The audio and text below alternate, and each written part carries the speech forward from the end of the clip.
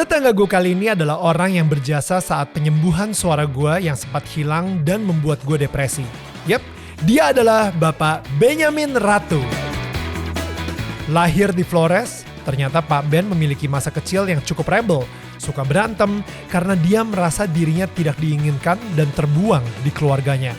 Bahkan beliau sempat mengandalkan jimat untuk kehidupannya. Setelah lulus SMA, beliau merantau ke Jakarta dan akhirnya menjadi debt collector. Hingga akhirnya beliau tersadar dan menyerahkan dirinya sepenuhnya kepada Tuhan. Inilah dia kisah tetangga kita.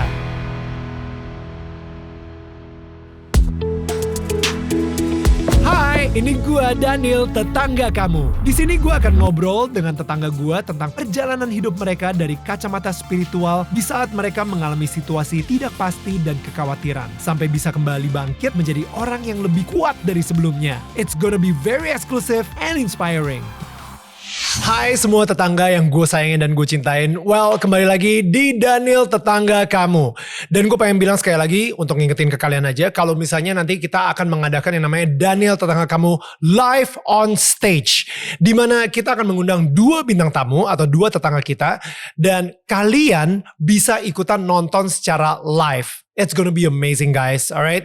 Pokoknya follow aja Instagram kita di @danielmanata_network untuk mengetahui detail-detail berikutnya.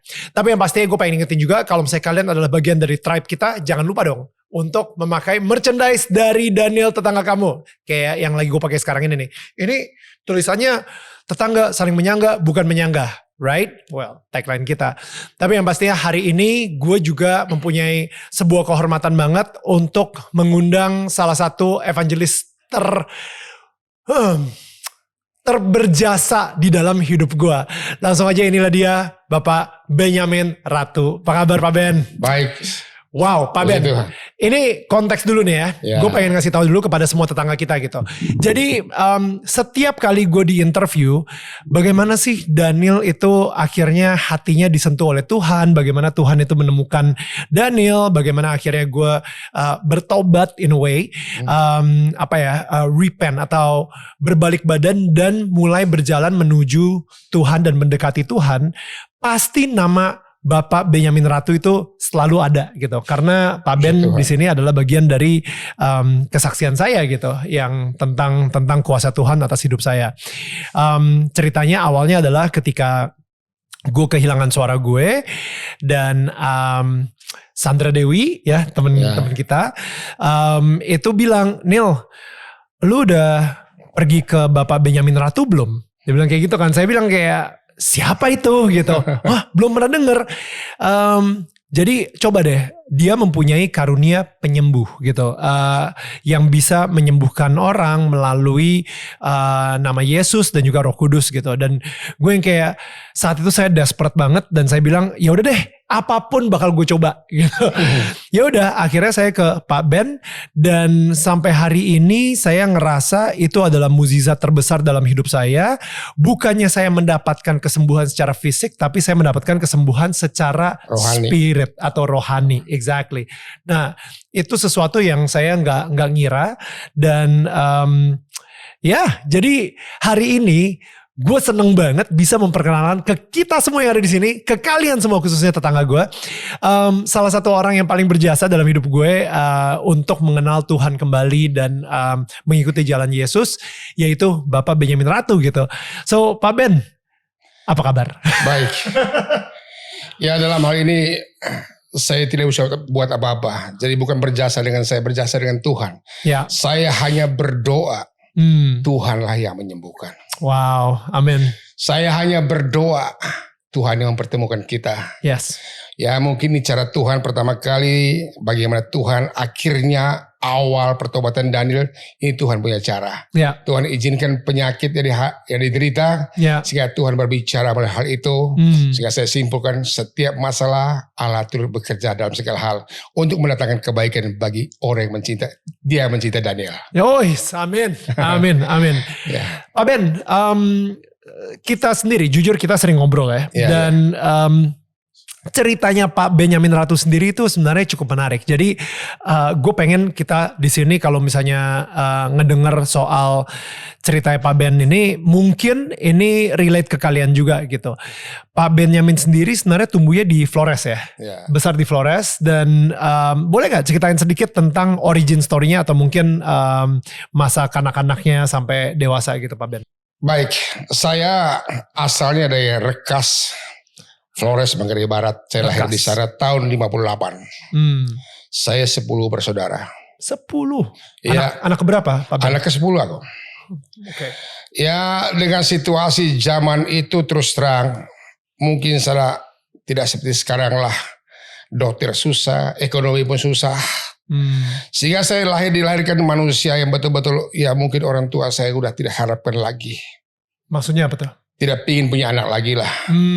Ya, tapi ternyata muncullah saya dengan kata lain saya termasuk anak yang tidak diharapkan, anak tertolak lah.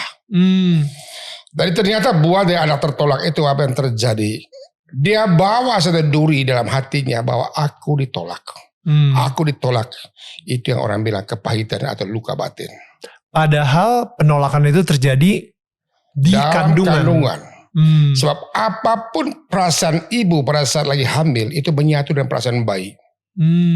Kalau seorang hamil, ibu seorang hamil, tiba-tiba orang tuanya atau orang keluarga bilang, aduh, kita kan belum kawin, gimana dong? Gugurin aja yuk. Wow. Atau penyebabnya macam-macam. Aduh, saya kan baru di PHK. Aduh, gimana dong? Saya belum siap punya anak nih. Gugurin itu aja. Rencana itu saja sudah diterima oleh ibunya. Dari perasaan ibu masuk dalam perasaan bayi. Direkam. Dan dia simpan rekaman itu dan dia menjadi karakter dia. Dan tiba saatnya kapanpun dia akan keluar lagi loh dari rekaman itu. Dan itu yang jadi sifat dia. Seandainya rekaman kau ditolak, maka anak yang dilahirkan itu akan keluar. Dia cari pengakuan. Cari sensasi. Intinya supaya aku diterima. Aku dihargai. Jadi sekali lagi saya pesan pada ibu-ibu yang belum kawin di sini terus terang. Tolong jangan saya berbicara yang enggak-enggak kepada istri ibu yang sedang hamil. Karena apapun kata-kata masuk dari perasaan istri, menyatu dengan bayi dalam kandungan. Nah pertanyaan sekarang kok kenapa? Kok bayi tahu dari mana?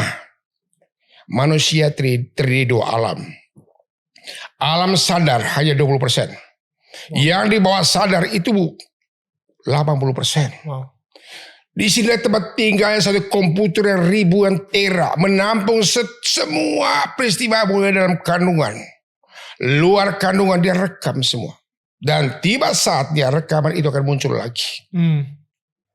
Contoh gerakan alam bawah sadar.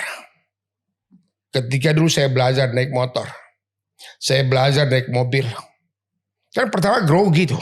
Gemeter tuh. Lama-lama. Waktu itu mobil kopling. Lama-lama itu direkam bawah sadar. Sehingga karena sudah direkam pada saat mengendalikan mobil itu. Waduh kendali cepat sekali.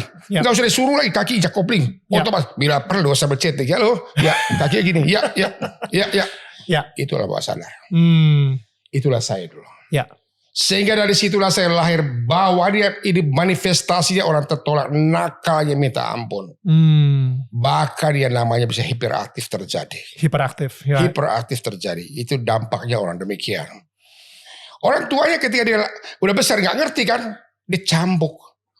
Dicambuk. Saya sering dicambuk. Karena nakal kan. Di sekolah nakal, di rumah nakal. Disahabatin tiap hari lah. Tapi semakin disahabat ya semakin bikin-bikin. Apakah saya bertobat? Tidak. Makin karena nakal. Allah bahwa saya mencari sesuatu itu. Saya butuh diterima. Saya butuh diakui. Saya butuh dicinta. Saya butuh pengakuan. Nah setelah saya itu maka nakal. Di gereja saya ikut. Gereja, misa, jadi misdinar. Tapi rutinitas lah. Ya. Karena di Flores itu, di Rekas itu banyak gereja, banyak orang Katolik juga di situ ya. Sehingga akhirnya jadi ikutan misdinar dan lain-lain. Ya karena waktu itu ya satu-satunya agamanya itu. Oke. Ya, ada sih Muslim juga ada, tapi sedikit. Tapi itu yang mayoritasnya demikian di sana. Saya ikut itu. Oke.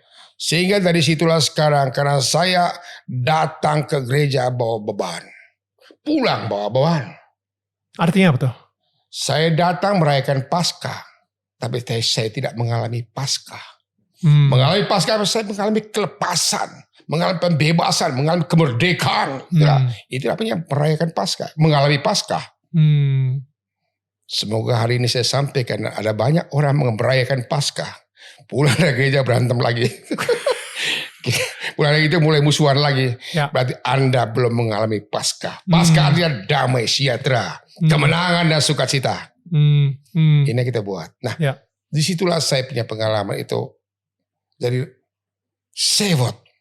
Ya singkat, karena di sekolah sering berantem. Lama-lama apa yang terjadi karena bonyok berantem dulu ya udah. Bawalah ke orang pinter. Bawalah ke orang pintar kan? Enggak, sorry. Bonyok maksudnya orang tua saya. Oh, saya maksudnya ya, Pak Ben ditonjok orang lah, bonyok lah, kalah lah gitu. Akhirnya. Oke, kirain bonyok itu bokap nyokap. Nah, saya berantem kalah, bonyok lah, dihajar orang lah. Siapa yang bawa ke orang pintar? Teman-teman sekolah yang bawa ke orang pintar. Teman-teman cerita. Oh, teman-teman cerita soal orang pintar di Flores nih ya? Di Flores, ya enggak jauh juga, masih keluarga juga sih. Orang pintar. Akhirnya saudara bilang, bawa ke sini, lu pakai gini lah. Ini itu ilmu tahan pukulan lo, gitu. Apa tuh artinya? Jimat. Oke. Akhirnya saya dikasih jimat, dimandiin lah gitu loh, dimandiin kasih supaya saya nggak ngerti. Ya. Awalnya itu pada saat itu saya luka di sini di bekas pukulan, saya berobat di situ gitu loh, bawa ke obat. Ternyata ada berobat tuh ya. Kasih ilmu kebal. Kakek kita tuh diisi gitu, saya diisi lah. Oke. Nah pulang dari sekolah, pulang di situ ke sekolah lagi. Berantem lagi, digebuk nggak berasa loh. Oh, wow. Ditonjok nggak berasa. Bahkan guru saya, sahabat saya itu pernah tuh. Zaman dulu penggaris kayak kayu kamper ya. Waktu kelas 5 SD itu. Saya ingat tuh. Dia gebukin pantat saya loh. Penggarisnya patah. Wow. Mulai saat itu saya tambah sombong, tambah beringas. Nah singkat cerita, saya merantau ke Jakarta. Umur berapa? Tahun 78 ya. 78 saya sudah tamat SMA lah ya. Merantau ke sini tidak ada siapa-siapa, hanya untuk intinya pengaruh film Jakarta kayak apa. Hanya mempertaruhkan hidup saya dengan apa? Bekerja mengandalkan fisik. Tidak tahu, tidak ada keluarga, tidak ada siapa-siapa di Jakarta. Pergi aja gitu. Orang tua dan 9 saudara yang lain? Masih di Flores. Gak ada yang pernah ke Jakarta? Waktu itu belum ada. Jadi benar-benar Pak Benyamin Ratu aja yang akhirnya ke Jakarta sendirian gitu ya? Merantau aja. Terinspirasi sama film? Itu mau kerja apa kebetulan juga waktu SMA saya pernah cari duit kan, kerja kuli bangunan. Pernah aku. Oke. Ya aduk semen gitu. Yeah. Saya bilang sampai Jakarta mau aduk semen lagi boleh lah. Oke. Yang penting perut saya kenyang lah. Ya. Nah sampai di Jakarta karena tidak pilihan lain. Bergaulah dengan teman-teman orang dari sono juga. Dari Flores juga lah. Ternyata mereka ini kerjanya apa ya gitu-gitu. Mau kerja gak mau? Maulah, yang penting dapat duit. Nah satu ketika ada teman saya itu bawa ke teman dia punya utang loh. Saya nggak ngerti namanya debt collector, nggak ngerti waktu itu. Dia orang susah bayar loh. Oh gitu ya. Jadi orang ini bawa saya ke sana. Ketika dia bawa saya ke sana, saya bilang, Pak, dia ngomong saya punya utang ini orang tidak mau bayar. Dia punya uang banyak tapi nggak mau bayar, dia bilang gitu. Lalu saya katakan, saya nggak tahu ngomongnya gimana Pak. Kamu gak usah ngomong, diem aja. Bener lah. Sampai di rumah dia ngoceh, marah-marah dia. Saya gak sengaja. Ya oke. Orang langsung diem. Iya Pak, ya. Sabar Pak, saya bayar. Pulang dari situ cuma batuk doang dapat duit ya. Oh rupanya. Lalu mulai ketagihan. Ada lagi gak ordernya gitu loh. Jadi debt collector. Dari debt collector lama. Saking karena saya terkabur dan sombongnya pada saat belum bertobat. Sehingga saya katakan kalau ada yang kalahin saya mau berguru sama dia. Itu zaman preman tuh ya? Zaman preman. Karena saya anaknya jimat, segala kuasa gelap itu luar biasa gitu loh. Jimatnya berarti sebenarnya bukan cuma satu kebal aja, udah banyak? Udah banyak lah, pokoknya orang tua bilang buat selamat, buat jaga diri, itu aja poinnya gitu. Itu yang membuat saya nekat. Contoh misalnya, waktu saya berantem dulu ya, walaupun orang itu punya dan 7. Karate gitu atau taekwondo. Jadi ada mantra saya pelajari saat itu. Saya bentak dulu. Dia grogi. Pada saat dia grogi saya tonjok. Itu jurus. Pada saat dia grogi itu dia panik. Jurus karate hilang semua saat itu. Itu saatnya saya masuk hajar dia. Wow. Jadi kalau misalnya berantem tuh selalu menang? Ya karena saya bentak. Ada mantra yang bikin orang panik. Wow. Bikin orang panik dan stres, soalnya hilang akal. Itu saatnya saya tonjok dia. Dan dia pasti jatuh. Tapi kalau saya terlambat, jurusnya keluar, aku kalah nanti. saya kembali terlambat. Gitu. Oke. Gitu, jadi itulah. Okay. Nah, pada saat itu saya katakan, kalau ada yang kalahin saya lah, saya mau berguru sama dia. Satu ketika, ada suatu tempat senang berantem nih. Mabok-mabokan. Saya selalu pergi bela orang. Orang merasa kaya ya, untung-untungnya kan bukan, ya ampaunya bukan uang. Minum-minum bir setelah itu, gitu loh. Rokok, saya perlu perokok loh. Ya. Itu imbalnya hanya itu doang.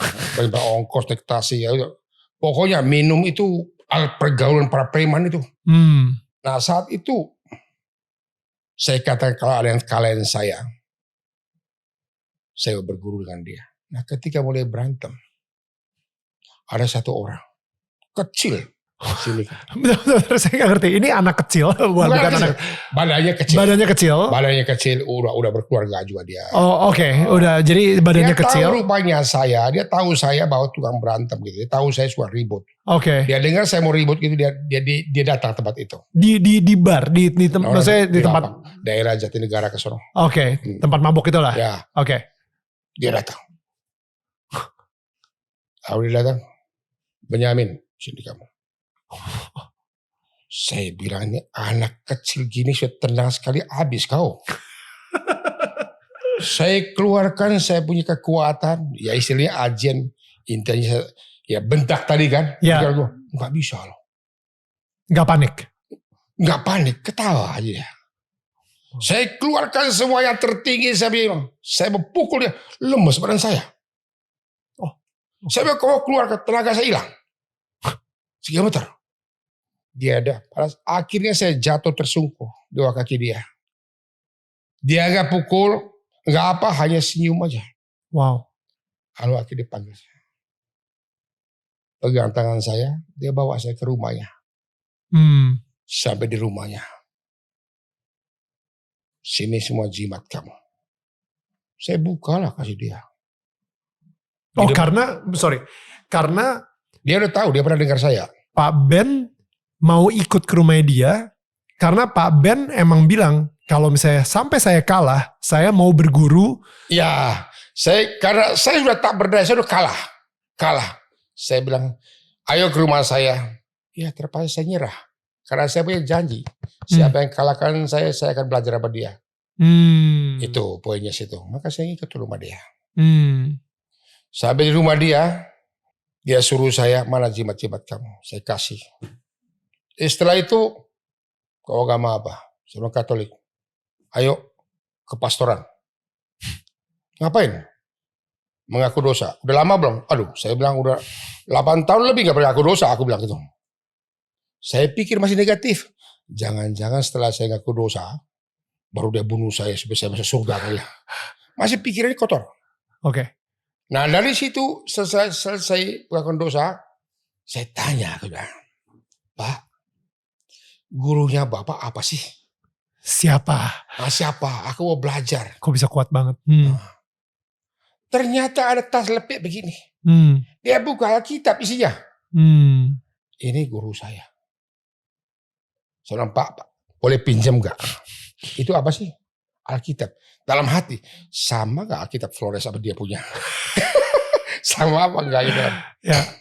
Lalu setelah itu, saya baca. Dia bilang, ini guru saya. Tuhan Yesus. Tuhan Yesus, dia bilang gitu. Wow. Ini mantra saya. Tuhan Yesus. Wow. Lalu mulai saat itulah saya lepaskan saya, kasih makan. Baru orang teman saya itu ajak saya ke persekutuan doa. Singkatnya ajak SHDR. SHDR. SHDR. Singkatnya Seminar Hidup Baru dalam Roh Kudus itu di Paroki Kemakmuran. Nah, di seminar inilah saya pertama kali mengalami apa itu Roh Kudus. Di situ saya menangis luar biasa. Saya mulai teriak-teriak. Itu semua kuasa gelapnya kabur. Wow. Dibersihkan saya. Doa pelepasan dibersihkan total. Tapi luka batinnya belum sembuh. Nah itu. Di situ pertama kali awalnya saya berjumpa dengan Tuhan. Itu awal pertobatan saya. Mulai dari saat itulah saya mulai panggil semua teman-teman, maaf ya, preman kelas terila yang suka-suka, ya maaf brengsek kayak saya ajak ke rumah, saya bersaksi. Saya ceritakan, mereka ajak pergi tagih utang, saya bilang gak mau. Ajak pergi berantem gak mau. Ajak minum mabok gak mau. Dia bilang kenapa lu bisa berubah gini? Gak mau. Saya kesaksian. Dan 10 orang bertobat. Wow. Dari itulah mulai saat itu saya mulai bertobat. Saya mulai belajar Alkitab, khusus penginjil, ikut retret kemana-mana. Dan waktu ikut retret ya, saya itu kan sempat nganggur. Saya lepas pekerjaan debt collector, lepas kerja satpam, pokoknya saya full untuk Tuhan. Gilanya, saya jatuh cinta minta ampun. Nah, pernah satu kali kepepet. Pernah kepepet gak punya uang. Oke. Saya pinjam teman bilang, gak bisa, lu kerja dulu. Kerja apa? Pergi tagih utang. Saya minta namanya siapa. Saya doain, puasain orang itu selama seminggu. Tuhan, supaya dia bayar utangnya Tuhan. Ketemu orang itu. Saya ngomong, Pak, aku cari makan. Tolonglah ya Pak ya. Dibayar loh. Gak pakai bentak-bentak. Gak pakai mendam lagi. Gak pakai marah-marah. Saya bilang, oh ini kalau debt collector libatkan Tuhan. Tuhan campur tangan. Bagi Allah tidak mustahil. Dia sanggup buka jalan. Teman-teman debt collector berdoa ya. Jangan pakai kekuatan. Itu profesimu, saya akui. Doakan musuhmu kata Tuhan. Wow. Ya. Nah ini saya alami. Ya. Itulah pakai cara itu. Yang penting rohani saya kenyang. Sampai kerinduan seperti itu. Wow. Ya. Dan ini bukan sekali. Beberapa kali. Sampai saya kerinduan haus. Kenapa rindu? Karena roh saya sekarang lapar ditinggalkan setan. Ya. Kenapa saya haus cari firman Tuhan, cari makan? Roh saya itu kenyang oleh setan. Setelah saya bertobat, buang semua, tolak semua bertobat, roh saya lapar. Maka itu sebabnya mulai baca Alkitab, baca firman, pingin kesaksian, cari firman Tuhan. Kenapa? Roh saya lapar. Maka saya tidak mau malu-malu bersaksi dan cari firman Tuhan. Dan akhirnya mulai kerja lagi. Dan singkat cerita tahun 89 saya menikah. Dengan istri saya. Dan saya mulai melayani. Melayani pertama kali 89 itu tidak hanya kasih kesaksian tiap-tiap persekutuan doa. Banyak yang undang loh. Rupanya dari mulut ke mulut kesaksian ini, kesaksian itu. Dipanggil. Lama-lama orang minta kasih bawa renungan. Aduh. Bawa renungan maksudnya apa? Khotbah? Khotbah gitu loh. Oke lah. Saya campur, saya cari kesaksian saya. Ada Romo yang ajar, ini kesaksian kamu ini. Iya, ini ayatnya ini. Kau baca ini, kau naik kesaksian kamu. Saya bawa itu. Puji Tuhan. Jadi. Dan itu dari mulut ke mulut orang panggil saya. Dan saya kerja lagi mulai tahun 90. Di Bina Nusantara, di BINUS. Jadi apa? Guru? Jadi kepala sumber daya manusia. Oh. Awalnya jadi kepala satpam dulu, gitu. Jadi kepala satpam, habis itu jadi kepala SDM. Ya karena pernah orang demo, saya bisa ngatasin lah gitu. Dari itu bos saya kepala sumber daya manusia lah gitu. Oke. Dari gitu. Nah dari situ sekarang saya mulai pelayanan pagi sore. Pagi saya kerja, malam pelayanan. Pagi saya kerja, malam pelayanan. Tapi banyak orang minta siang hari gak bisa. Apalagi minta luar kota, saya gak bisa. Ya. Tapi begitu banyaknya permohon undang-undang saya tolak. Undangan saya tolak. Akhirnya saya berdoa, Tuhan, apakah boleh saya tinggalkan pekerjaan saya, Tuhan? Nah saya lihat saat ini Katolik hanya 2 orang yang full time. Romo sama suster gitu maksudnya? No. Ada orang awam juga. Oh oke. Orang awam. Tapi mereka saya tahu disupport oleh keluarganya. Disupport sama keluarga? Keluarganya ya maaf deh ya cukup berada lah. Mobil dikasih. Kalau saya kasih apa? Dan ketika akhirnya saya ngomong sama bos saya mau keluar dah. Ngapain? Saya bilang saya mau jadi penginjil. Wow. Bos bilang gila lu. Emang lu jadi pendeta? Di Katolik mana ada perpuluhan? Siapa kasih gaji kamu? Kasih makan kamu siapa? Saya diem. 3 bulan kemudian saya minta lagi. Singkat cerita tahun 95 saya taruh surat pengunduran diri saya di situ. Dalam hati lu terima syukur, gak terima syukur saya pergi. Sampai hari ini. Sampai hari ini, mulai tahun 95 sampai hari ini, puji Tuhan saya melayani sepenuh di hadapan Tuhan. Tanpa gaji. Tanpa honor. Hidup karena kemurahan Tuhan. Ayat kesukaan saya menguatkan saya. Apa tuh? Matius 6 ayat 33. Tetapi carilah dahulu kerajaan Allah dan kebenaran, maka semua akan ditambahkan. Kalau satu saya mencari berkat, maka saya akan stres. Tapi kalau saya mencari hadirat Allah, berkat mengikuti saya dan saudara. Amin. Kebajikan mengikuti kita. Berkat dan kebajikan mengikuti kita. Ini janji Tuhan. Saya perkatakan ayat Roma 8 ayat 11. Jika roh Tuhan yang membangkitkan Kristus diam dalam diri kamu, roh itu juga akan menghidupkan tubuh yang fana ini. Itu ayat saya perkatakan, saya ucap, saya renungkan, saya hayati. Dan itulah yang Tuhan piara saya sampai hari ini. Seperti apa piaranya? Maksudnya artinya gini. Dari tahun 95 sampai 2023 berarti Pak Benyamin Ratu tidak lagi mengambil gaji atau bekerja di perusahaan. Ya. Benar semuanya full untuk gereja. Bukan gereja juga karena Pak Benyamin saya nggak dapat gaji dari gereja. Nggak ada institusi gereja di belakang gitu.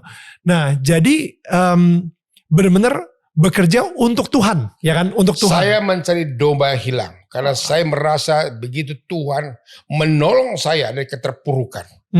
Saya mau cari uang, mau balas kebaikan Tuhan. Tuhan nggak butuh uang saya, Dia kaya raya. Ya. Tapi pekerjaan Tuhan butuh dana. Ya. Jadi dari situlah sekarang dorongan saya sebagai ucapan syukur saya pada Tuhan, saya mencari jiwa untuk Dia. Jadi dipelihara oleh Tuhan, artinya semua kebutuhan dari Pak Ben dan istri Ibu Ning itu dipenuhi oleh Tuhan. Dipenuhi oleh Tuhan. Sampai berapa? Misalnya kayak orang-orang nih di sini mungkin kalau misalnya penasaran gitu ya. Kayak ya minimal rumah kosnya cukup, atau minimal anak-anak sekolah di sekolah negeri masih aman, atau kayak gimana dipenuhinya oleh Tuhan tuh sampai sejauh apa? Kebetulan sebelum saya full time, setelah saya sebelum menikah ada uang, istri saya juga ada uang, kita bisa beli rumah.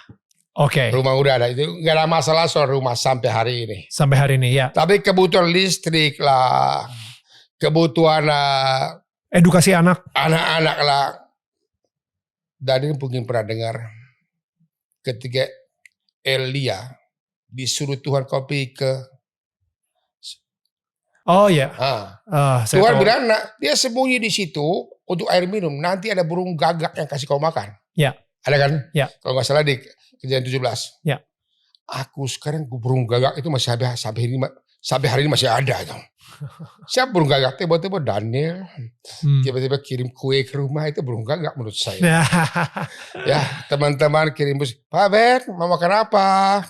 Oh Pak Ben, tolong kasih alamat, mau kirim beras, sampai gitu. Nah, itu burung gagaknya Tuhan. Sampai hari ini tidak pernah kekurangan itu. Nah, itu. Pas mau bayar listrik, ada burung gagak lagi Tuhan kirim. Mau isi bensin, ada burung gagak lagi. Anak-anak gimana? Anak-anak saya semua di Amerika. Di Amerika? Di Amerika. Sekolahnya di? Di Amerika. Sekolah di Amerika? Yes. Bentar. Penganggur nih. Bentar.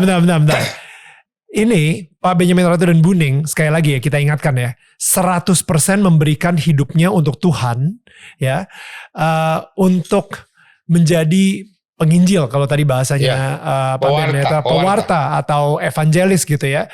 Gak digaji sama perusahaan, tapi bisa menyekolahkan 2 anak ke Amerika. Mau tahu ceritanya? Come on, ya dong. Boleh? Ya dong. Masih ada waktu gak? Banyak kita. Okay. Ya. Anak saya memang sekolah, kebetulan sekolah di BINUS. Karena saya pernah kerja di BINUS, puji Tuhan. Jadi dapat diskon misalnya atau? Lucu waktu wawancara. Kan waktu kalau nggak salah itu 15 juta sebulan kan. Berapa? 15 juta uang pokok lah, uang apalah nggak tahu. Ya. Bosnya tanya, bos saya nggak ada uang nih, kau sanggup berapa? Saya tulisnya 15.000 sebulan. ACC.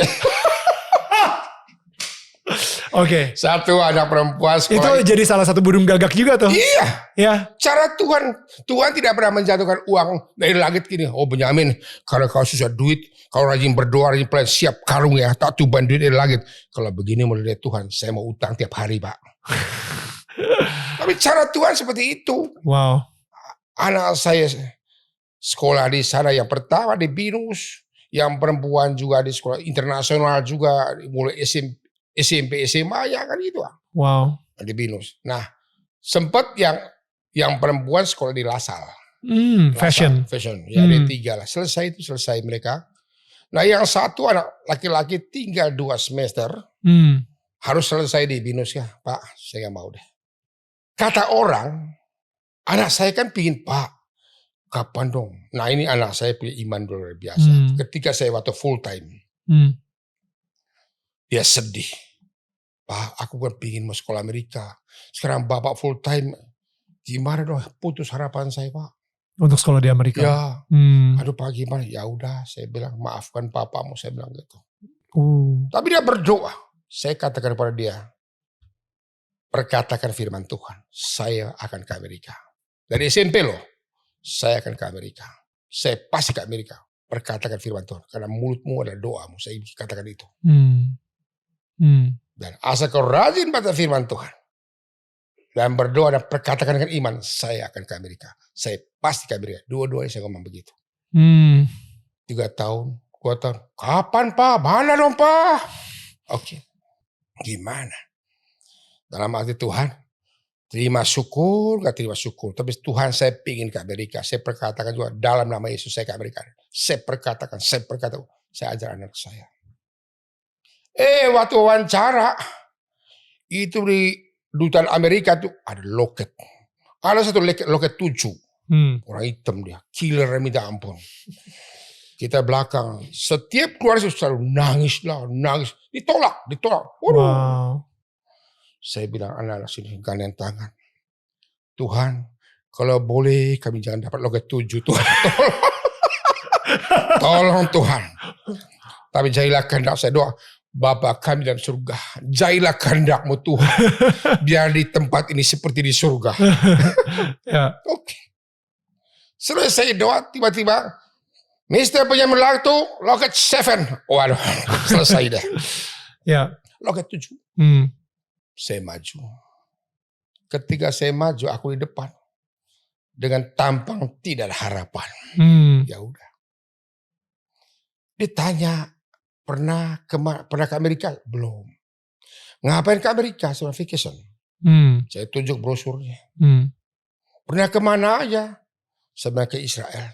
Berapa kali? Mungkin 60 kali saya bilang gitu. Kaget dia.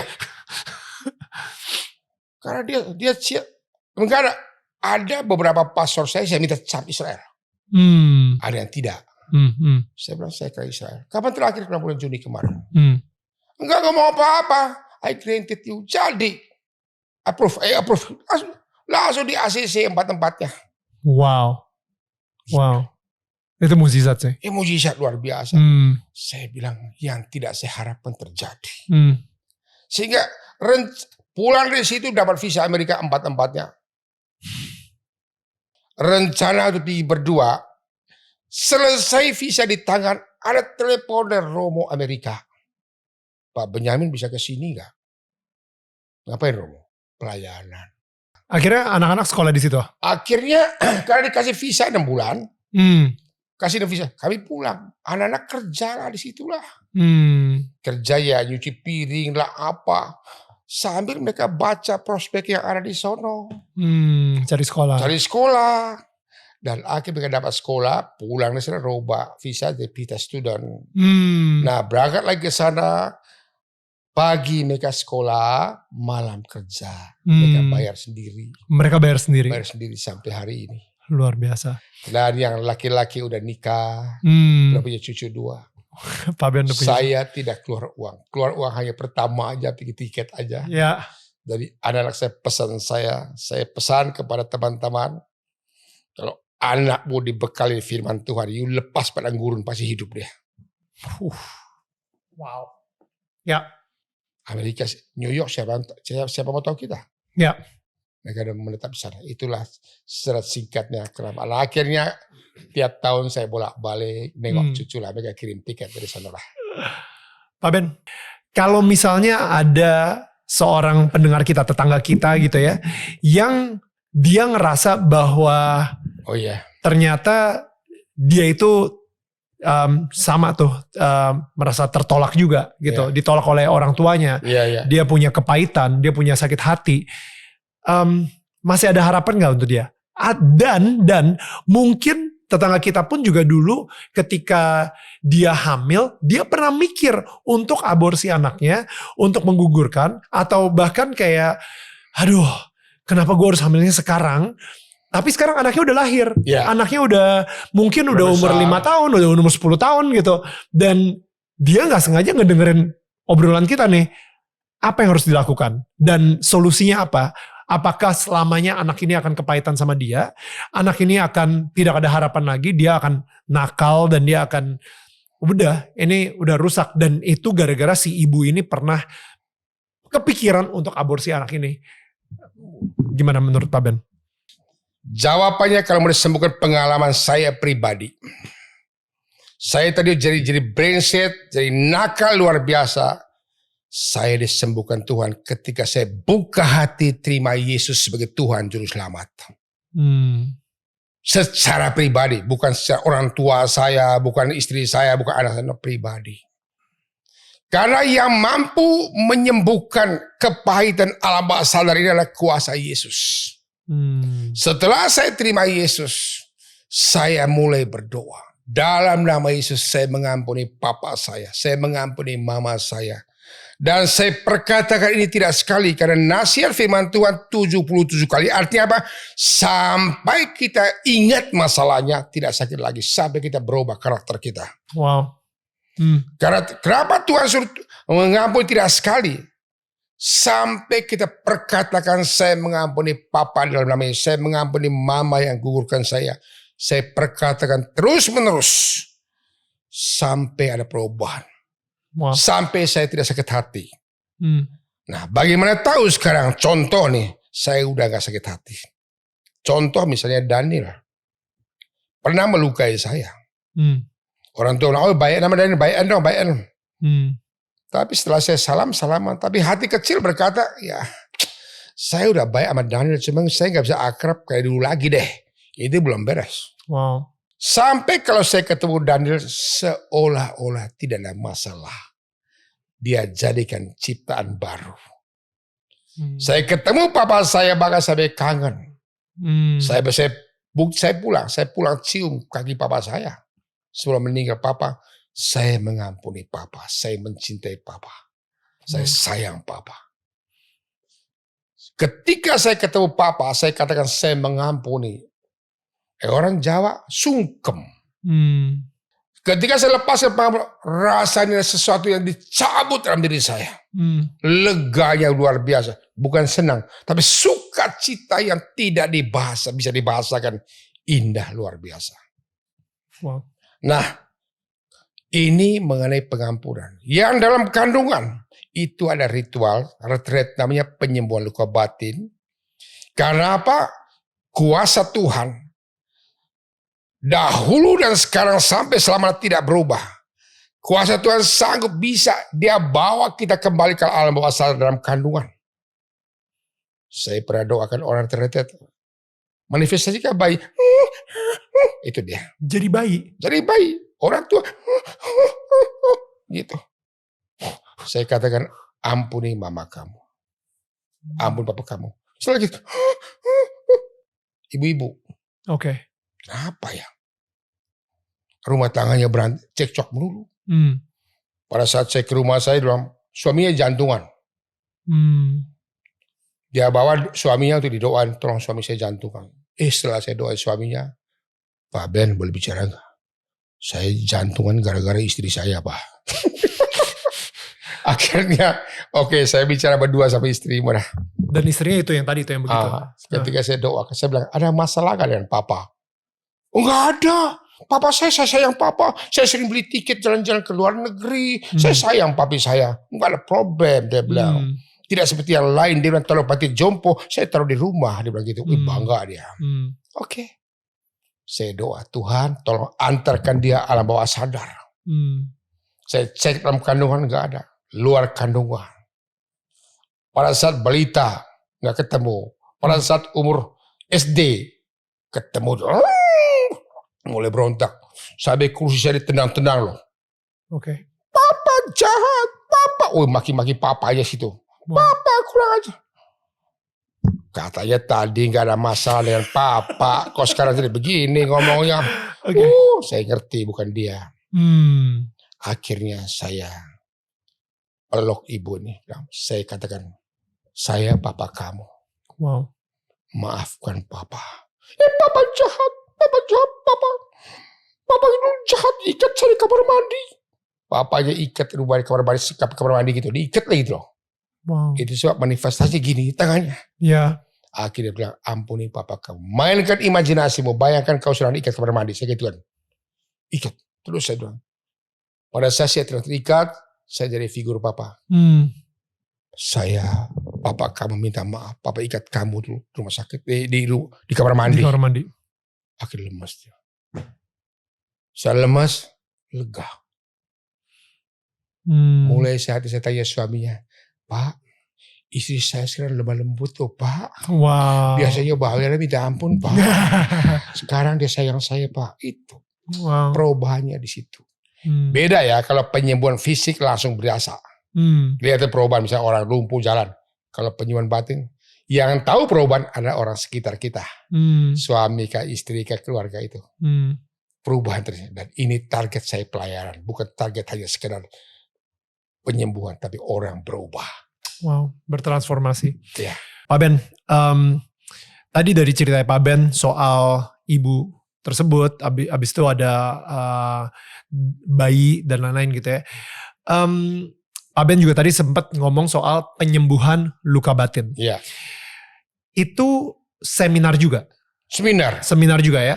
Nah, ini tetangga-tetangga kita mungkin yang penonton kita, pendengar kita yang lagi dengerin ini dan mereka tiba-tiba ngerasa gue kayaknya butuh deh penyembuhan luka batin. Tapi mereka bukan agama Katolik, mereka bukan agama Kristen. Apakah mereka masih bisa untuk datang ke seminar untuk disembuhkan? Bisa.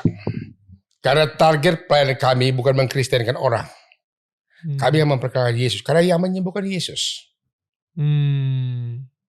Itu targetnya. Karena kasih Yesus inilah yang menyembuhkan luka batin. Allah adalah kasih.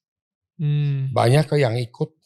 Yang di luar Katolik banyak juga ikut. Non Katolik ya. Ya, yang penting mulutnya berkatakan saya mengampuni Papa saya demi Yesus Kristus. Saya mengampuni mama saya dalam nama Yesus. perkatakan itu. Walaupun setelah itu enggak. Iman dia terserah. Ya terserah gitu. Terserah. Dan oke, ini gue ngaku aja. Gue pernah datang ke seminar hidup baru dalam Roh Kudus atau tadi penyembuhan luka batin. Luka batin pernah. Dan di situ banyak banget manifestasi yang membuat saya takut juga sih Pak. Orang teriak, orang muntah-muntah. Saya jujur nggak ngerti kayak Pak Ben ketika pertama kali ngomong. Siapa di sini waktu kecil yang pernah dikasih minum air hu sama orang tuanya? Itu saya nggak ngerti, padahal saya Chinese gitu.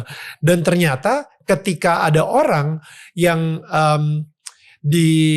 pernah tanpa dia ketahuin juga gitu ya, dikasih minum air hu gitu, dia mulai muntah-muntah kayak gitu. Boleh ceritain nggak? Itu apa itu air hu dan kenapa tiba-tiba ada orang muntah-muntah dan nangis-nangis dan sampai teriak-teriak gitu di si penyembuhan luka batin? Oke. Prinsipnya bukan luka batin ya. Dalam itu namanya doa pelepasan. Doa pelepasan. Apalagi itu? Doa pelepasan itu lepas dari luka batin, lepas ikatan rojat, lepas dari dosa, luas sekali. Lepas dari ikatan narkoba, ikatan ketanggihan, kecanduan, doa pelepasan itu luas sekali. Yeah. Nah, di sini kenapa orang muntah-muntah saat itu? Satu, tidak hanya air, mohon maaf, itu apapun yang waktu kecilnya maupun besarnya dia pernah minum air atau apa yang dimantra-mantrai dia minum masuk. Menyembuhkan dia, oke. Namun ketika roh Tuhan masuk dalam hati kita, dia akan muncrat keluar. Contoh, mungkin hukum Archimedes. Apa nih? Hukum Archimedes. Ini air. Masukkan benda padat sebesar ini ke dalam, pasti air ini muncrat keluar. Betul. Ketika Roh Kudus masuk dalam rumahnya ini bait Allah. Otomatis itu muncrat keluar yang bukan punya dia. Kabur keluar. Itu teorinya demikian. That's good. Jadi apakah bukan air hula? Apakah air perdukun lah, apakah mantra-mantra lah, apakah yang orang punya susuk jimat akan keluar kalau Roh Kudus masuk. Susuk dan jimat pun juga akan pokoknya keluar. Dia harus keluar karena apa? Roh Kudus. Karena menurut iman saya, kuasa dia dahsyat. Asal kita panggil masuk di dalam ini. Sorry, Pak Ben, boleh ceritain nggak proses penyembuhannya itu seperti apa emangnya? Ya, proses penyembuhan pertama-tama adalah soal misalnya pelepasan ya. Kenapa bisa lepas? Ada yang bisa, ada yang tidak. Jadi yang bisa lepaskan adalah satu. Yang tidak bisa begini. Pertama-tama saya beli ilustrasi, saya ke rumah Daniel Mananta. Ada namanya Michael di sana. Michael mengganggu keluarganya, mengganggu anak-anaknya. Dan ini padahal teman saya nih ceritain ya. Teman kamu. Saya ganggu terus, dia mengganggu terus. Saya pergi ke sana. Saya usir-usir, sebenarnya kamu keluar deh. Saya bentak-bentak keluar. So, ilmu dari kolektor gak mempan juga. Akhirnya? Dia gak mau keluar. Ya, karena apa? Kenapa dia mau keluar? Dia Daniel aja gak usir gue. Kalau lu siapa sih lu? Ya, Daniel yang punya rumah gak. Yang punya rumah gak usir. Nah, satu saat Daniel bilang, Pak Ben, bantu gue dong. Kenapa? Ini Michael ngerong-rong saya. Daniel dan saya sepakat. Dua orang sepakat berdoa. Kita usir keluar dia. Dan Daniel ada penolakan. Kalau Daniel sendiri tidak usir, percuma. Demikianlah prosedurnya pelepasan. Orang yang didoakan harus ada penolakan. Jadi ini buat saya sesuatu yang mencerahkan gitu ya. Karena banyak orang punya susuk, punya jimat karena mereka pengen cantik, pengen kaya, pengen punya kuasa, pengen punya uang. Udah pastilah apa gunanya kalau misalnya mereka sampai minum minuman yang dimantra-mantrain kalau misalnya nggak hoki dan lain-lain. Jadi masalahnya mantra-mantra itu bukan datang dari kekuatan Tuhan, datangnya dari kekuatan iblis. Nah, jadi ketika mereka minum si air minum mantra itu dan lain-lain, ya mereka kaya. Ya mereka tiba-tiba jadi terlihat lebih cantik dan jadi lebih menarik gitu misalnya di mata beberapa laki-laki gitu misalnya. Tapi tetap aja menggunakan kuasa gelap. Menggunakan kekuatan setan gitu. Jadi yang namanya kekuatan setan pasti minta yang namanya tumbal. Mungkin dia kaya tapi dia stres, dia depresi, dia nggak pernah ngerasa damai dalam hidupnya, sampai akhirnya dia mulai kayak, waduh, gue butuh Tuhan. Tapi ketika dia butuh Tuhan, pada saat yang bersamaan dia nggak mau ngelepas jimatnya ini. Nanti kalau misalnya gue ngelepas jimat atau gue ngelepas susuk atau apapun itu, nanti gue gak menarik lagi, gue jadi gak kaya lagi, gue kehilangan kuasa gue dan lain-lain. Jadi dia pengen Tuhan, tapi pada saat yang bersamaan dia juga pengen si kuasa gelap ini gitu, ya kan? Jadi itu mungkin tadi ilustrasinya Pak Ben, dimana iya si Michael ini ngeganggu keluarga saya dan saya, tapi saya juga gak pengen, karena Michael nih nguntungin saya nih. Jadi ketika Pak Ben pengen ngusir Michael, saya sendiri juga begitu si Michael udah di luar, Mike, ini Pak Ben lagi gak ada nih, udah masuk lagi aja gak apa-apa. Kayak gitu kan, akhirnya si roh jahat yang ada di dalam diri saya pun, 7 temannya. Dia ngajak teman-temannya lagi. 7 kali lipat. 7 kali lipat. Lebih jahat lagi. Wow. Nah intinya gini, saya jawab. Oke. Pertama-tama, iblis bisa bikin kaya. Iblis bisa bikin kaya. Bisa kasih berkat. Contoh ayatnya apa? Ketika dia goda Yesus. Ya. Bahwa dia di atas gunung, masih ingat gak? Ya. Asal kau menyembah aku, seluruh alam jagat ini sudah pada engkau. Dia mampu beri kekayaan. Karena pada saat dia dilemparkan, kalah di surga, dilemparkan ke bumi. Di bumi ada 2 jenis kekuasaan. 2 jenis kerajaan. Kerajaan kegelapan dan kerajaan terang. Yesus datang dulu mendirikan kerajaan surga di bumi ini. Wow. 2 kerajaan ini sedang berberontak. Kami hamba Tuhan ini ya, dipakai oleh Tuhan untuk merebut kembali jiwa-jiwa dan cengkram iblis, kembalikan ke Tuhan. Nah, yang kedua sekarang adalah apa? Tadi Daniel sudah mengatakan ada tumbal. Yang namanya iblis itu tidak pernah gratis. Selalu ada tumbalnya itu terjadi. Tapi kalau pakai kuasa Tuhan, tidak ada tumbal. Bahkan anak cucu pun diberkati. Wow. Bedanya di situ. Jadi dalam hal ini sekarang adalah apa? Pertanyaan dari dua-dua saya pegang. Daniel punya istri. Halo, siapa namanya? Viola, saya keluar dulu sebentar ya. Pokoknya Viola, kau satu dalam hidup saya lah. 5 meter dari 2 rumah. Viola, kau salah satunya. Kira-kira Viola cemburu gak?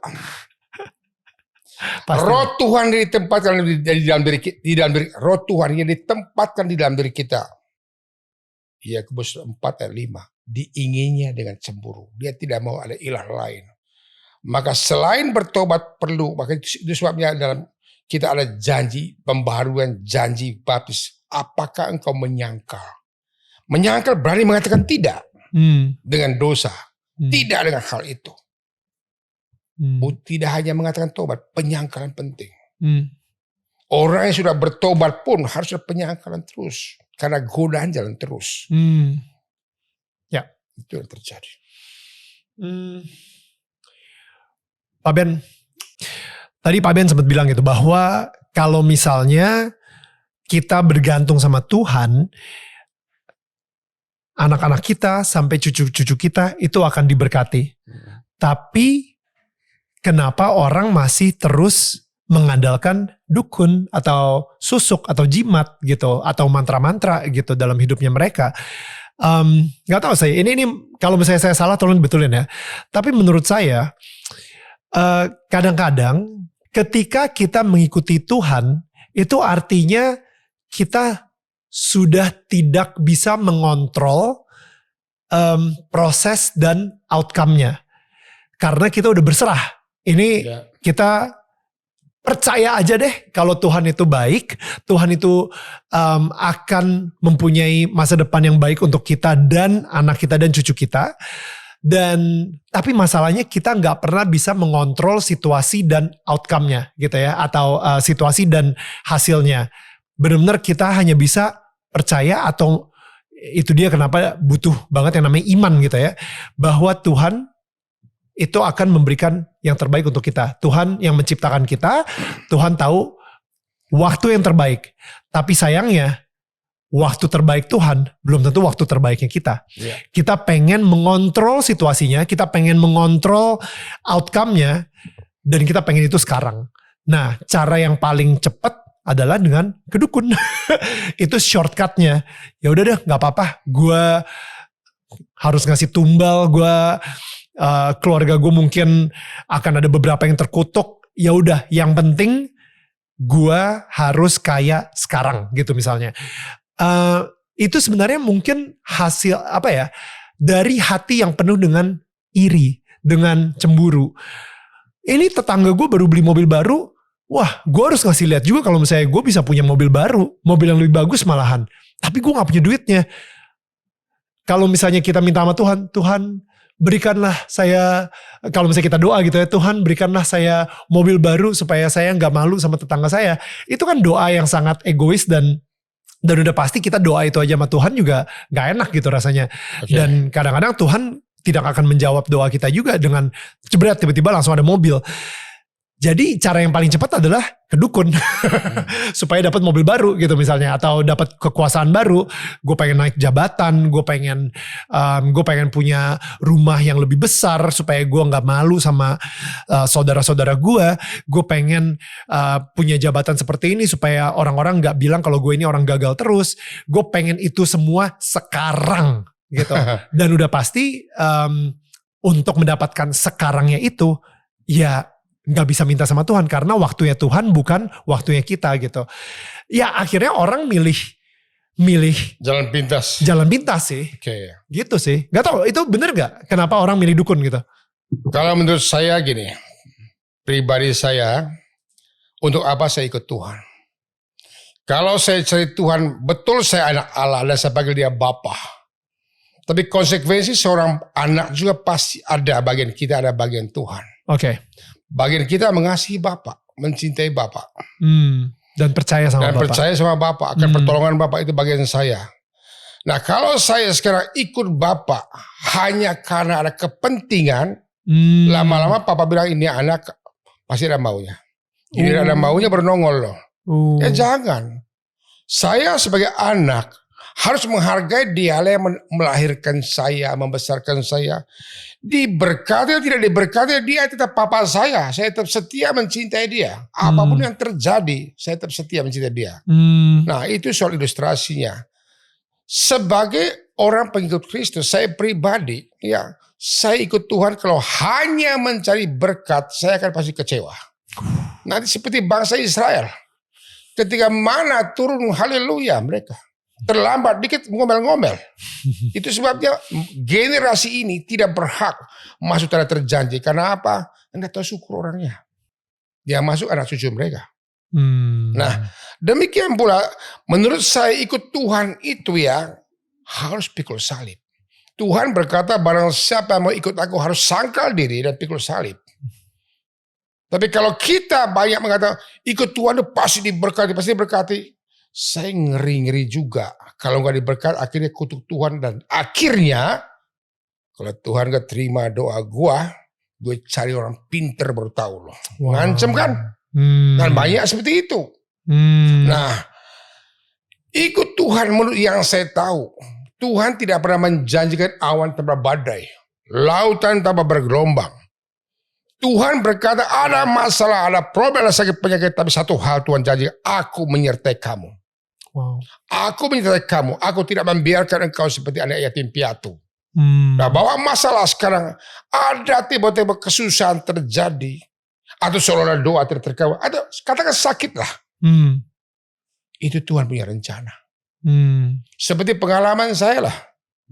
Kenapa Tuhan izinkan saya hidup kecemplung oleh kuasa gelap bertahun-tahun. Setelah saya mengalami melalang melintang dan bermain perdukun kuasa gelap, akhirnya setelah Tuhan sembuhkan saya tahun 85, Sekarang saya bersaksi. Saya melayani orang yang terikat. Setelah saya bertahun-tahun saya mengalami penderitaan luka batin. Kepahitan yang amat mengerikan. Setelah Tuhan bebaskan, lepaskan saya dari kepahitan itu. Maka saya bisa bersaksi untuk orang luka. Saya juga pernah masuk ICU. Rasa di ICU itu serem, horor minta ampun. Tuhan bilang, lu ngalami dulu. Supaya kau bisa bersaksi. Itu sebabnya saya melayani itu ketika ada yang konseling. Baik kuasa gelap, baik luka batin dalam hati. Gue udah pernah. Gue udah ngalami. Sini kamu, gitu loh. Dan saya doanya gregetan. Kenapa aku ngalami gitu loh. Nah beda kalau kita belum pernah ngalami. Gimana ya Tuhan tolong sembuhkan dia lah. Tapi kalau kita pernah ngalami, gregetan. Tolong Tuhan sembuhkan dia. Gitu loh. Nah, mengenai orang jalan pintas itu tadi. Hidup kita, Tuhan panggil kita bukan hanya sekedar bertobat. Bukan hanya sekedar berbahasa roh. Tuhan panggil kita diubah menjadi serupa dengan Tuhan. Itu yang saya pernah ngomong. Apa ciri-ciri ikut Tuhan? Tanam kelapa, buah kelapa. Tanam mangga, buah mangga. Tanam Roh Kudus, mesti ada buah Roh Kudus. Ada target. Ini buah roh ini yang bawa kita masuk surga. Bukan karunia penyembuhan. Bukan karunia mujizat. Yang bawa saya dan Dandi ke surga. Buah-buah roh itu yang kita bawa. Yang mengantar kita ke surga. Karena itu karakter ilahi. Allah adalah kasih. Jadi dalam hal ini sekarang. Bahwa ada orang jalan pintas begitu. Berarti rohani dia. Pasokan firman Tuhan masih kurang. Dia belum tahu benar kebenaran Tuhan. Maka itu sebabnya sekali lagi tujuan akhir hidup kita adalah jadi murid ya Tuhan. Murid lagi belajar. Belajar sampai Tuhan panggil kita. Amazing. Itu benar-benar kena banget. Dan saya pengen ngomong dulu kepada semua tetangga kita nih yang lagi dengerin, yang lagi nonton. Ini saya pengen ngelakuin sesuatu yang berbeda sama Pak Ben di sini. Misalnya tadi ketika Pak Ben ngomongin soal luka batin, ketika Pak Ben ngomongin soal kepahitan di masa kecil, padahal kita sendiri juga gak tahu kepahitan itu apa. Saya akan minta Pak Ben untuk bisa mendoakan dan mungkin melakukan pelepasan tersebut melalui channel YouTube ini, melalui ini sekarang. Jadi coba dengerin baik-baik gitu ya. Pertama, tadi yang Pak Ben bilang gitu ya, harus mengampuni dulu. Pikirin deh satu orang di dalam hidup kalian yang harus kalian ampuni. Kadang-kadang yang harus diampuni adalah orang tua, atau adik, kakak, mungkin paman, mungkin bibi, mungkin kakek, mungkin nenek, mungkin diri sendiri. Di masa kecil. Keputusan-keputusan yang mungkin merugikan kamu sampai hari ini, itu mungkin kamu bisa maafin. Nah, gimana? Mungkin gitu. Kita ngelakuin si doa pelepasan ini, Pak Ben, di sini. Sekarang ya. Sekarang. Tapi prosesnya apa nih? Supaya di rumah ini bisa ngerasain. Mungkin di sini kru-kru nih juga bisa ngerasain juga gitu. Apa yang mereka harus lakuin? Gimana cara mereka ngebuka hati? Pertama-tama saya sampaikan membuka hati kepada orang Kristen yang sudah dewasa. Dalam Matius 11:25, Yesus berkata, "Aku mengucap syukur kepada Engkau Bapa, karena Engkau sembunyikan bagi orang bijak dan pandai, tapi Kau nyatakan orang kecil." Orang bijak artinya orang yang sudah pinter, merasa diri tahu, merasa rohani banget. Orang kayak gini mendapat jamahan Tuhan agak susah. Wow. Tetapi orang kecil artinya jangan pernah merasa diri, oh gue udah tahu semua, gue udah bersah semua. Orang seperti itu agak susah. Orang merasa, Tuhan aku mau. Saya mau Tuhan. Orang demikian pasti buka hati. Kunci utamanya buka hati. Sama seperti sekarang Daniel. Mau nembak Viola pertama kali. PDKT dia belum buka hati. 2-3 bulan nembak. Jos dapat. Karena Viola buka hati. Ya. Termasuk istri saya. Kunci di situ. Dari dulu kami mewartakan firman Tuhan. Tuhan sedang nembak nih. Nembak mulai sedang melamar. Percaya sekarang saudara buka hati apa enggak. Kalau buka hati. Tuhan tidak peduli agama kita apa. Yang penting buka hati buat Yesus. Maka dia akan masuk dan dia akan bekerja dan sesuai dengan apa yang kau harapkan. Jadi sekarang ini seperti tadi kata Pak Ben. Gak peduli ya, mungkin kalian udah punya teologi tertentu, kalian udah belajar soal Alkitab selama 10 tahun misalnya. Tapi kalau misalnya sekarang ini kalian ngerasa lagi, ini kena banget, kenapa gue udah baca Alkitab 10 tahun, gue udah ke gereja tiap minggu, tapi kenapa gue masih hidupnya penuh dengan depresi, kekosongan, dan ketakutan. Gue berharap banget apa yang akan kita lakukan sekarang ini bisa menyembuhkan luka batin yang sekarang kalian alami. Baik, saya sampaikan mohon maaf ya. Saya sering ke Holy Land. Ke Israel. Di sana lokal guide-nya tidak semua agama Kristen. Ada Yahudi, ya. Ada ateis, ya. Ada juga saudara Muslim. Ya. Tapi mereka hafal Alkitab. Luar kepala. Bagi mereka ini ilmu para wisata. Bukan buku iman. Untuk mata pencarian. Ya. Karena mereka untuk jadi pemandu wisata harus hafal sejarah. Ya. Kiranya kita orang Kristen jangan seperti itu. Tidak jaminan saudara terkasih. Dia tahu semua teologi, tidak jaminan loh ya. Harus belajar Nikodemus. Ya. Orang Farisi. Harus buka hati. Buka hati buat Tuhan. Saya gak bisa apa-apanya. Aku butuh Tuhan. Maka Alkitab bilang, Alkitab berkata, yang rendah ditinggikan. Tinggi direndahkan. Rendahkan hatimu. Kalau saudara butuh pertolongan Tuhan. Jangan membatasi kuasa Tuhan dengan kita punya mindset. Jangan. Tuhan aku mau. Jadi dari caranya sekarang kalau mau disembuhkan pelepasan. Ada 4 hal. Pertama-tama. Bayangkan semua peristiwa yang sangat menyakitkan hatimu. Bayangin. Apakah 5 tahun lalu, apakah 4 tahun lalu, terserah yang masa lampau. Kedua, rasakan sakitnya. Setelah rasakan sakitnya, supaya alam bawah sadarmu naik. Ketiga, pada saat itu mulai teriak-teriak itu kan, perkatakan, saya mengampuni. Sebut nama. Mengampuni. Saya mengampuni. Setelah mengampuni, yang keempat, Tuhan berkata, cintalah musuhmu, berdoa kepada orang menganiaya kamu. Saya memberkati. Sebut namanya.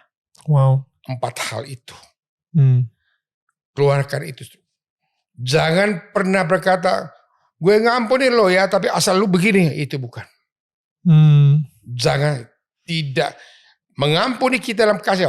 Artinya bukan karena pakai syarat. Ada walaupun. Saya mengampuni engkau, walaupun kau tidak mengampuni saya, walaupun kau sakiti saya, walaupun kau mengucilkan saya mengampuni engkau demi Yesus Kristus. Lakukan karena cinta.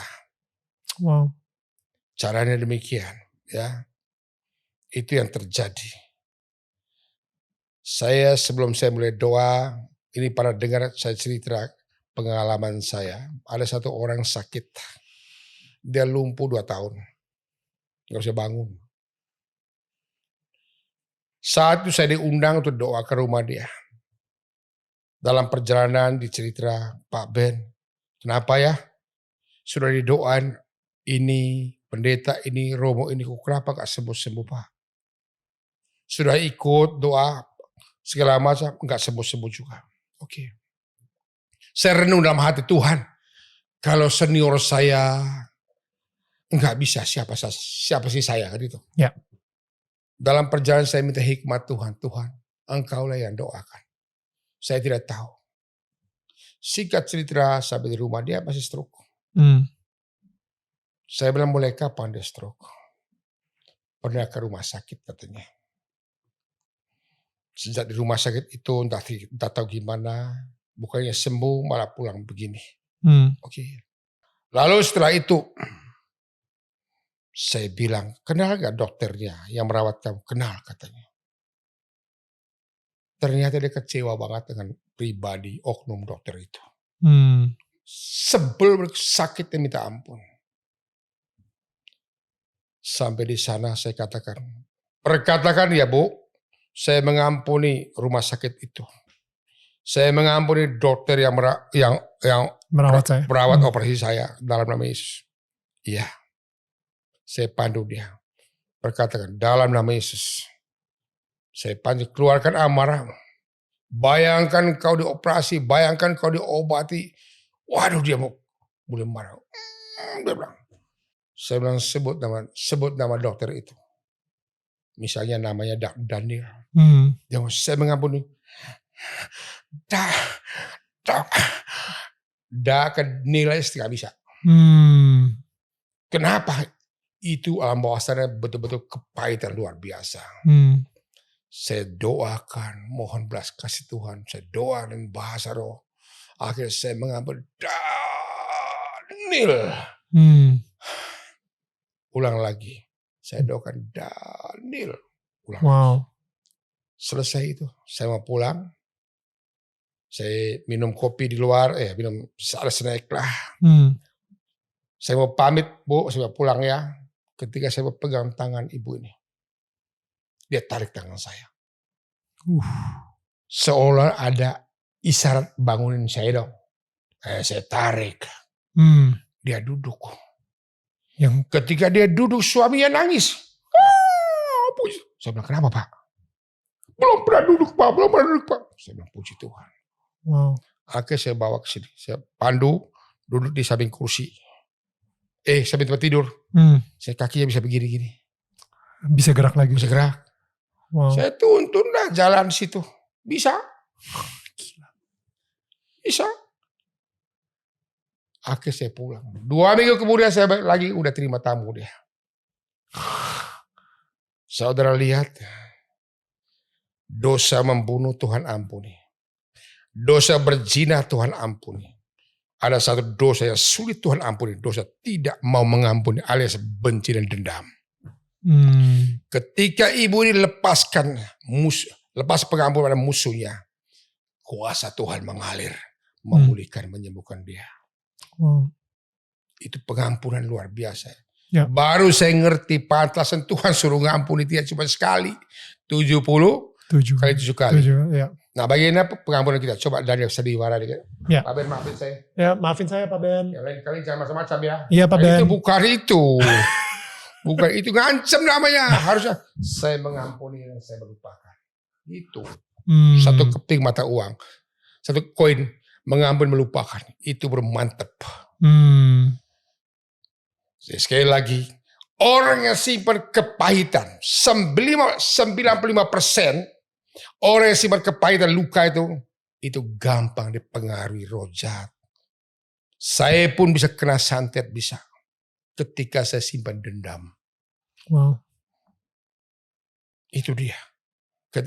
Maka oleh sebab itu saya tidak mau membiarkan hati terjadi. Itu sebabnya pemazmur berkata, hati yang gembira adalah obat. Saya dengar kesaksian teman satu orang. Dia bilang orang yang happy susah kena santet. Alkitab bilang hati yang gembira adalah obat. Ya. Itu dia. So untuk itu saya pengen ngedoain atau saya pengen Pak Ben mungkin ngedoain bagi orang-orang yang saat ini mungkin hatinya tergerak, dia bilang luka batin itu gue. Itu ini nih yang lagi dibicarakan nama Pak Ben sama Daniel gitu. Oke, mari kita berdoa. Ya. Sekali lagi bayangkan 4 hal. 1, peristiwa yang sangat menyakitkan hatimu. 2, rasakan sakitnya. 3, lepaskan pengampunan, mulai berdoa. Bapa yang Maha Kuasa, kami memuji, kami menyembah Engkau Raja kami. Engkau Tuhan kami, Engkau penyelamat kami, Engkau Raja kami. Engkau penyelamat kami, gunung batu kami, Allah penyembuh kami. Allah El Shaddai, oleh namamu yang kudus kami bersaksi, yaitu nama Yesus Kristus. Segala kuasa di surga dan di bumi bertekuk lutut dalam nama Yesus. Oleh namamu Tuhan, kami berdoa. Ulurkan tanganmu Tuhan, jamah anak-anakmu yang saat ini sedang terbelenggu oleh penyakit. Terikat oleh narkoba, terikat oleh kuasa kegelapan, terikat oleh berbagai macam persoalan, entah keterikatan dosa, free sex, pornografi, dan orang yang simpan kepahitan. Sebab orang yang simpan luka, gampang dia jatuh terikat dengan dosa-dosa lain. Mari Bapa yang Maha Kuasa, ini semua anak-anak-Mu yang percaya pada Engkau. Jamah kami Tuhan. Saudara, mari bayangkan sekarang. Dan saudara yang sebelum kita doa, ikuti doa saya, Tuhan Yesus. Mulai saat ini aku membuka hati. Ikuti doa saya. Untuk menerima Engkau sebagai Tuhan dan Juru Selamat. Aku membuka hati. Curahkan Roh Kudus-Mu dalam hati saya.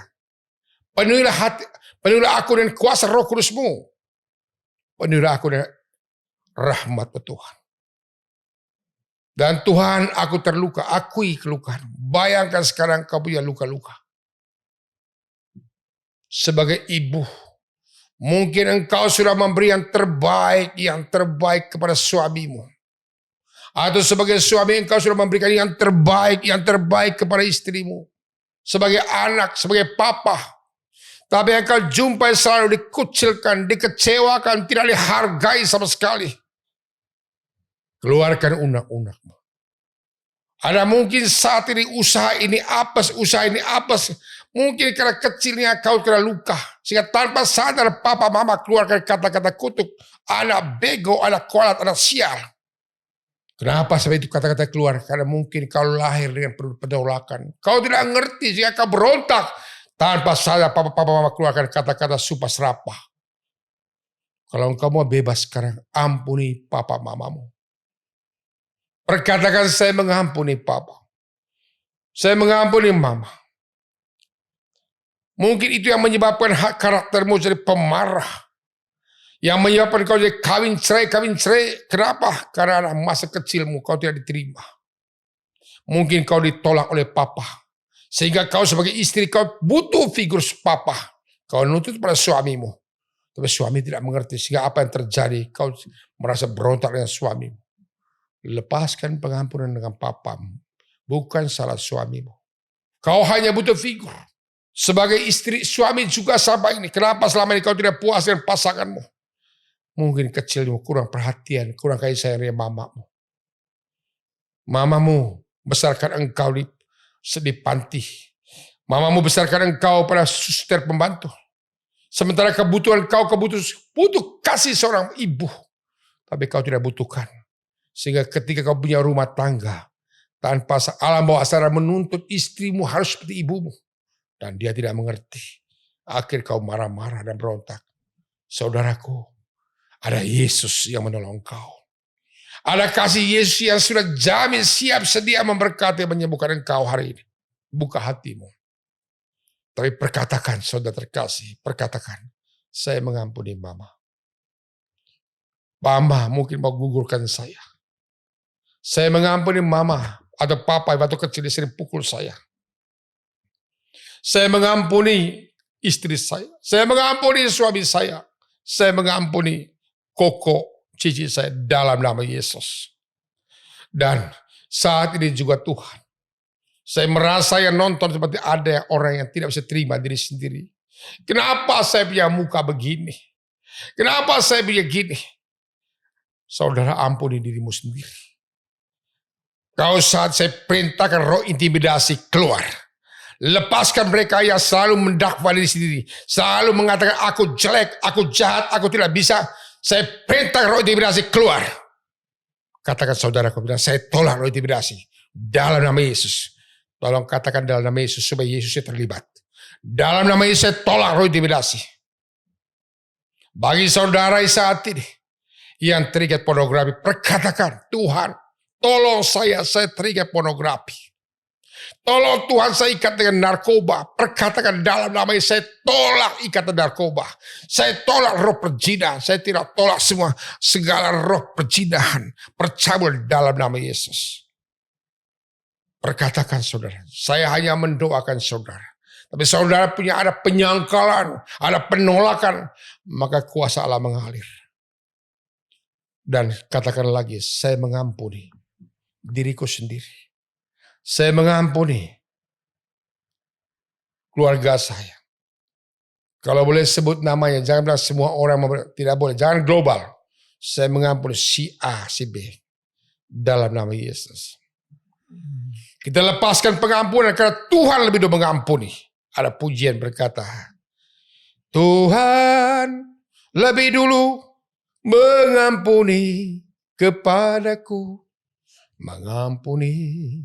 Mengampuni lebih sungguh. Dan saat ini seluruh orang yang pernah ada belajar kuasa gelap, yang belajar ilmu-ilmu mantra, entah perdukuran, yang salah pernah minum air perdukuran, siap.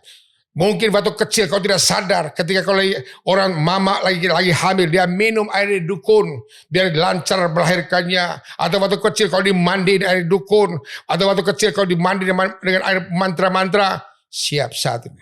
Dalam nama Yesus saya perintahkan segala roh najis, rojat, air rojat, nyala saat ini keluar dalam nama Yesus. Lepaskan dia, jamah dia. Terpujilah Engkau Tuhan. Tuhan, aku percaya hari ini Tuhan Allah yang Maha Kuasa.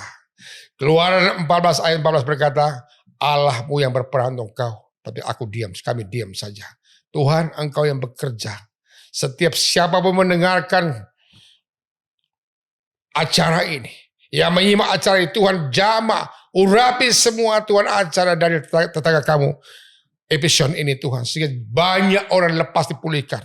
Setiap orang mendengar ada penyembuhan terjadi, pelepasan terjadi, pembebasan terjadi. Karena roh Tuhan sedang bekerja. Darah Yesus menyucikan. Darah Yesus menyucikan. Oleh bilu-bilunya kamu semua sembuh. Amin. Amin. Amin. Saya percaya banget mukjizat sedang terjadi. Amin. Saya percaya banget siapapun yang lagi nonton ini hidupnya akan bertransformasi. Yang mengikuti tadi barusan perkataannya Pak Ben, kalau misalnya tadi kurang bisa diulang lagi, bisa ditonton lagi, bisa diulang-ulang terus sampai akhirnya bisa memaafkan orang tersebut. Karena keluarga, bukan cuma kita aja tapi keluarga juga akan ikut bertransformasi.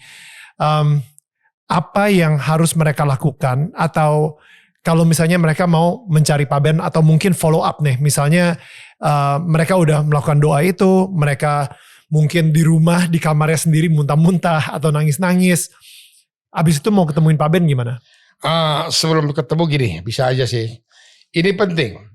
Kalau sudah dilepaskan Tuhan, ingat yang namanya roh jahat ketika dia goda Yesus, ya ingat loh, Yesus pun digoda setan, apalagi kita. Ya, dia di Alkitab tidak pernah dituliskan Yesus iblis itu mati, no, hanya kuasanya dipatahkan, kuasa dihancurkan. Nah, ketika dia goda Yesus di padang gurun, ketika setan mulai kalah, ada ayat berkata setan itu pergi sejenak dan dia akan mencari waktu yang lain. Ya. Nah, supaya jangan ada waktu yang lain, maka roh kita harus diisi. Setelah didoakan harus diisi. Seperti contoh saya tadi. Ya. Harus diisi supaya muncrat keluar. Ya. Ayatnya di sini, boleh saya baca ya? Silakan. Kembalinya roh jahat. Apabila roh jahat keluar dari manusia, ini saya ambil Matius 12 ayat 43. Kembali roh jahat, apabila roh jahat keluar dari manusia, ia pun mengembara ke tempat-tempat yang tandus mencari pemberhentian. Ia tidak mendapatnya. Lalu ia berkata, aku akan kembali ke rumah yang telah kutinggalkan itu. Maka pergilah ia, mendapati rumah itu kosong, bersih tersapu, rapi teratur. Lalu ia keluar mengajak 7 roh lainnya yang lebih jahat daripadanya, dan mereka masuk diam di situ. Maka akhirnya keadaan orang itu lebih buruk daripada keadaan semula. Demikian juga akan berlaku pada angkatan ini. Akan berlaku pada saudara yang barusan didoakan. Akan berlaku pada kita semua. Setelah didoakan harus isi. Bagi saudara yang khususnya agama Katolik dan Kristen, baca firman Tuhan. Isi hatimu dengan firman Tuhan. Dan jangan lupa tinggalkan hidup persekutuan doa. Karena ketika kau sendiri-sendiri di rumah, setan keroyokan dengan engkau. Keroyok dia. Maka dia takut persekutuan. Contohlah sekarang. ada sampah banyak. Tapi sapu lidi cuma satu. Nggak mungkin hanyut. Tapi coba lidi saya Daniel, kita semua lidinya digabung jadi satu, diikat jadi satu. Sampah berapa? Set, hancur. Ada kuasa persatuan. Maka penting hidup berkomunitas atau persekutuan atau gereja. Contoh yang kedua ilustrasi. Ini ada obor. Katakan obor api pon ya. Nyala gede. Oh gede saya punya luar biasa. Coba yuk jalan sendiri di luar sendirian. Datang angin besar. Set, padam. Hilang. Tapi coba obor saya, obor Daniel. Semua 10 obor digabung jadi satu. Makin gede angin, makin gede nyalanya, nyamper kemana-mana. Wow. Ada kuasa dan persatuan. Maka api Roh Kudus akan menyamper kemana-mana.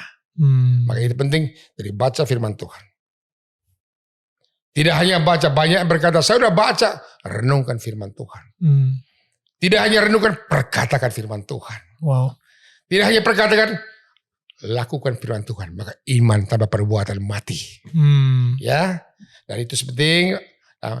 Dari hidup berkomunitas ikut sel kah apakah penting ikut sel penting karena di situ kita saling menguatkan. Saya juga punya sel. Sering-sering saya bilang, mam doain saya deh, aku juga gini deh, tolong doain saya itu. Ya. Kita butuh iman orang lain. Ya, kemudian bagi yang Kristen, yang Katolik saya sampaikan rajin-rajinlah ada terima sakramen-sakramen. Ekaristi pentingnya, ini butuh makanan rohani. Komuni ya. Komuni itu penting. Kalau mau ikut acara Paben, gimana cara mengetahui acara-acaranya? Ada di @benyaminratu di Instagram? Itu kalau saya Instagram ada. Instagramnya namanya apa? Benyamin Ratu, @benyaminratu aja. Bener ya, @benyaminratu ya. Jadi di situ ada info tentang tadi penyembuhan luka batin. Biasanya saya SHDR dan lain-lain. Semuanya ada di situ. Ada flyer di situ ya. Komunitasnya Amazing Grace. Komunitas Amazing Grace. Nama ininya apa? Nama Instagramnya? Itu juga komunitas Amazing Grace. Oh jadi Komunitas Amazing Grace. Ya, Oke. Jakarta ya. Oke. Atau KAG boleh. Oke. Itu juga. Nah kalau kita punya sering-sering pelayanan untuk semacam penyembuhan itu. Ya karena saya ini komunitas lintas paroki ya. Ya. Bukan di bawah. Ini semua di bawah gereja Katolik. Tapi kita lintas paroki. Maka kita dibuatnya sebulan sekali. Setiap Selasa ketiga. Oke. Di gedung Panin Live sebelum harapan kita itu loh. Lantai 7. Daniel pernah ke situ dulu. Ya, saya pernah ke situ. Oke, Pak Ben, thank you so much. Saya senang banget. Dan pastinya kita juga selalu memberikan souvenir ini kepada tetangga-tetangga kita. Ini adalah rumah-rumahan seperti itu. Ya, nanti di rumahnya dibukanya Pak Ben. Oke, terima kasih. Terima kasih Daniel. Jadi kita berharap selalu bahwa dengan rumah tersebut itu jadi simbol atau pengingat dan tinggal dimasukin lilin gitu. Jadi rumahnya Pak Ben dan Ibu Ning itu menjadi pelita bagi rumah-rumah sekitarnya sehingga sama-sama menjadi terang buat dunia yang gelap ini gitu. Ya Pak Ben, terima kasih banyak. Dan saya tambah closing. Ya. Mungkin dalam rumah tangga saudara belum kenal Yesus. Tapi Alkitab tidak pernah gagal berkata, jika satu anggota rumah selamat, seisi rumah selamat. Amin. Oke, terima kasih Pak Ben. Jadi kalau misalnya tadi ketika kalian mendengarkan doanya Pak Ben dan itu impact ke kalian dan kalian ngerasa ada seseorang di dalam circle kalian yang kayaknya bakal ke impact juga, jangan lupa untuk share video ini ke mereka. Karena siapa tahu aja dengan adanya pelepasan, walaupun ya jangan sampai misalnya di rumah aja gitu, bukan di tempat umum gitu ya, tiba-tiba lagi di angkot lu nangis-nangis sendiri dan lain-lain gitu. Tapi yang pasti ketika kalau misalnya itu benar-benar terjadi dalam kehidupan kalian dan bisa share ini, bilangin udah lu dengernya di kamar aja sendirian gitu. Dan ternyata ke impact, please share this video to others. Siapa tahu itu bisa menyelamatkan mereka dan melepaskan mereka dari apapun keterikatan yang mereka alami. Dan yang pastinya kita akan ketemu lagi minggu depan. Tetangga saling menyangga bukan menyanggah. Bye. Tuhan berkati.